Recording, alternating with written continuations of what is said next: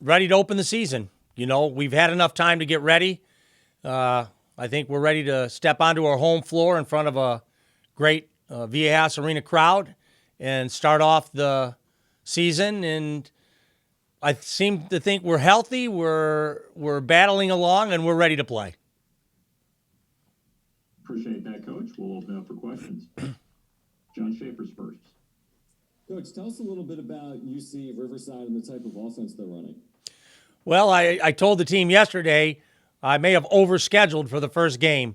Obviously, they had a great team last year. They lost a couple pieces, but they're running a Princeton offense. They're running a scissors look, an opposite look, and so they have an ability to spread the floor, play multiple sides, be patient if they want, and they're well coached and they execute at a high level. So usually given a choice, I don't want to play against a Princeton team until I play Air Force. They're not 100% Princeton, but they have enough of those aspects in their game where it'll be a challenge. Could it be beneficial for when you do play Air Force? Yeah, I'm not thinking about Air Force right now. I'm thinking about Riverside. And so, yeah, I'm a bit concerned. It's a whole, I mean, you prepare to play a certain way all year, and then you play this offense, and you have to adjust to it and do things a little differently. So we'll mix and match how we normally defend with maybe a specialty defense or two that we may have to use. I know you're getting set for this season, but you're going to honor last year's team, obviously, with the banner unveiling tomorrow night. When you think back on last year and Matt and Jordan and Terrell and the group that's returning and others that are no longer in the program, how special of a group was that group? Incredible team.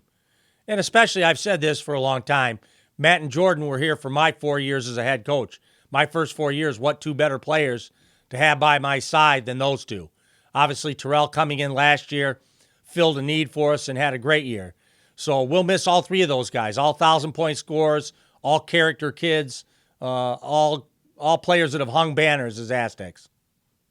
Thanks, Coach. Thanks, John. We go to Mark.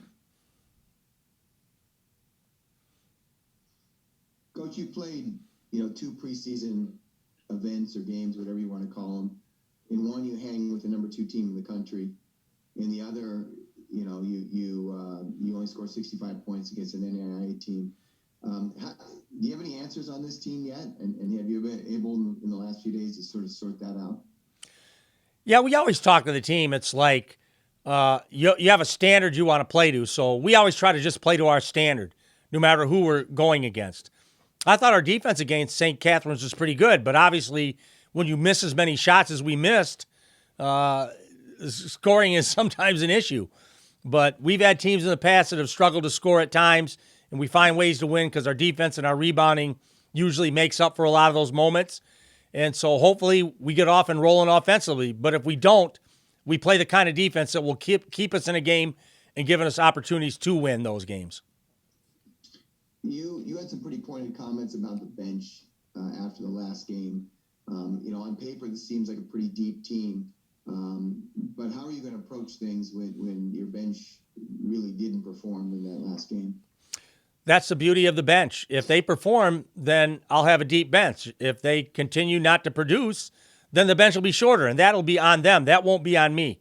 I will continue to give players opportunities to show what they're capable of doing, and if they make the most of those minutes, they'll continue to play. If they prove they're ineffective and aren't quite ready at this point in their careers to get it done, then we'll continue to work hard in practice, develop their skill set, develop their basketball IQ, and then find a way to get them back out there. And how do you approach a schedule like you have? I mean, you just said, people weren't even looking at UC Riverside as being one of your 6 really tough non-conference games, and this is a really tough game for a lot of reasons. How do you approach that with the team, knowing that it's going to be hard and knowing that, going 12-0 in the non-conference season is probably not going to happen? Yeah, we've challenged ourselves this year. And so when you have these kind of games, you have to have an NBA mentality. So whether we win the opener, drop the second one, we win the first 2, drop the third, we just have to play the next game.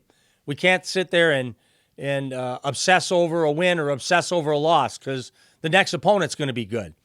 And so that's the kind of schedule we have this year. When you look at Riverside and BYU and Arizona State and Michigan, Georgetown, St. Mary's, we've scheduled up. And so it's going to be tough to win all those games. But we have to find a way to be competitive and come out on the winning side. So that's the challenge of the schedule. And offensively, you used Matt in a lot of ISO sets in the last game, and you've done that with players in the past. Is that sort of okay, Matt's either going to go one-on-one or the other team's going to have to come double him, and then we see what happens? Yeah, that's always the way we've played, Mark. You know that. It's whether it's Matt Mitchell in the low post, J.J. O'Brien down there, Winston Shepard, whether it's a up-top isolation. There's always a guy in your team that you put the ball in his hands, and he may take more dribbles than the other guys to get a shot. But that's Matt's game. You know, crossover, step back. That's how he scores a lot of baskets, and he's done that at a high level. So of all the players on the team, he'll probably be in that position more than anyone to create his own shot. Is he a harder player because of his skill set to double than some other players? Well, I've loved the way he's passed the ball, especially on ball screens. He's made good passes to Nathan on the roll, to Hero. So he's proven to be a very good passer when he draws a second defender. So if that continues, then we're going to be really good offensively. Thank you. Thanks, Mark. Back to John. Coach, I was just going to ask about, you mentioned Tahiro, and we saw Chad Baker Mazzara as well in the opener. What did you see from both of them when you were recruiting them on film, and what have they brought into the program? I know it's a limited period of time, but what have you seen from them over the last handful of weeks? Well, Tahiro's brought size and strength. You know, he bangs in there. He's got a good body. He's a good rebounder, but he's still getting a feel for how we defend and things like that. So that's the hardest position in basketball, the post position at the defensive end. You have to stop the ball on a ball screen. You have to play a low post defense, and every mistake you make at the center position usually leads to a basket. So he's catching up to where Nathan is. Obviously, Chad has a great feel for the game, something I can't give a player. He seems to know where players are. His length allows him to shoot over players. And so Chad has a skill set that is really high. Now we have to get it to match to the way we play and the way we do things. All right, great. Thank you. Thanks, John. To Julian. Hey, Dutch, good to see you. I want to ask, is this the toughest non-conference schedule you've assembled, potentially? Well, now that I'm the head coach, it is. I mean, when I was an assistant, I'm sure we had a tough schedule. I didn't worry about them as much. But when you're the head coach, you worry about a lot of stuff. So this will be the hardest non-conference schedule in the 5 years I've been head coach here. And with that, I mean, does that give you, not necessarily added butterflies, but to see your team achieve, what it could against the caliber teams you're facing? I mean, what kind of satisfaction do you think that would give? I just tell them, and I've said this before, I don't know. We're going to be good. How soon we're going to be good, I don't know. So these will all be tests along the way. We'll see how we answer every call that's given. And so the thing with Aztec basketball, we always get better as the year goes on. So hopefully we're playing at a high level right away. But the one thing I know, we have a work ethic, we have a culture where no matter how the games go, win or lose, we get better as the year goes on. And that's the key to any team. Obviously, it all counts starting tomorrow. Who do you think has made the biggest leap from when you guys first got together to, today? I think, our 2 point guards have been great. Trey Pulliam's been really good, and Lamont Butler has grown his game. So I think both those guys, I have great faith in them with the ball in their hands to make plays for themselves or their teammates.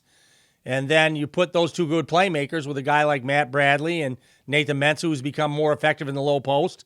And we'll see if that trend continues, if he plays with the confidence and aggressiveness he needs to. And I'm pleased with the progress of all the team. Thanks, Coach. Good luck this year. Thank you. Thanks, Julian. Back to Mark. I forgot to ask this before. I asked both players about this. You have 4 left-handed players in your team. It's got to be some kind of record, at least for San Diego State. How does that change things on offense, particularly in terms of tendencies and where you get guys the ball? Yeah, I mean, that's the thing. You run your offense in one direction to bring a guy to his right hand, and you have to run it in the other direction to bring it to his left. And so sometimes it's a challenge to figure out who's on the floor and what plays to run. So that's something I've got to continue to get comfortable with. And I know it's hard to run the same play in 2 different directions. So we'll have to, have a playbook that we're capable of calling the right play with the right people in the games. The players said that they think at the end of the day it can be an advantage because just the natural inclination of defenders is to play or take away a right hand.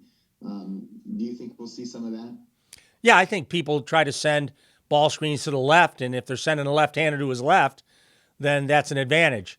So, some teams are capable of calling weak and just send him to his weak hand. But as you move players around, they switch players.